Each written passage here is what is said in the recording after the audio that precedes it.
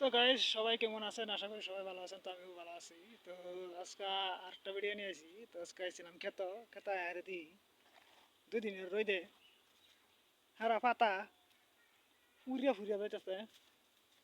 এই দেখুন কি জলজলা রোদ। এই শেষ রোদে শেষ একমাত্র রোদে করছে এই কামটা।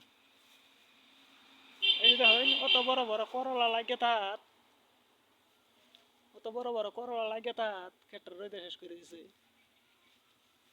আরো যাইতেছি, আরো যাইতেছি। এই যে দেখুন করলা লাগিয়া রয়েছে কিন্তু রোদে নষ্ট করে দিছে, হুড়া হয়ে আছে একবারে।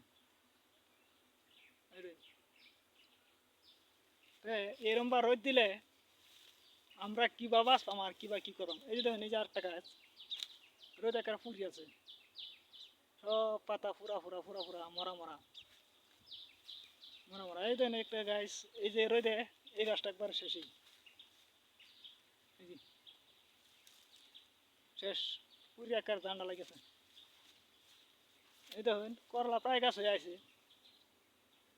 এই দেখুন আমার মাথার উপরে, এই দেখুন কি ক্লিয়ার দেওয়া যাচ্ছে, প্রায় গাছ হয়ে আছে কিন্তু আইলে কি গো, কিন্তু রোদে দিতেছে না, রোদে বড় হয়ে দিতেছে না, রোদে সীমায় আনতেছে। এই যে দেখুন প্রায় গাছ হয়ে আছে। তিতা করলা দাম তখন জানি না, তিতা করলা হাই দাম আছে, হসা থেকে হাই দাম আছে তিতা করলা। এই যে দেখুন গাইস এরম বার রোদ দিলে খেতে গো কিছু খেতে হতো না। এই দেখুন পাতা ফুরিয়া টুন্ডা টুন্ডা লাগিয়ে যাচ্ছে।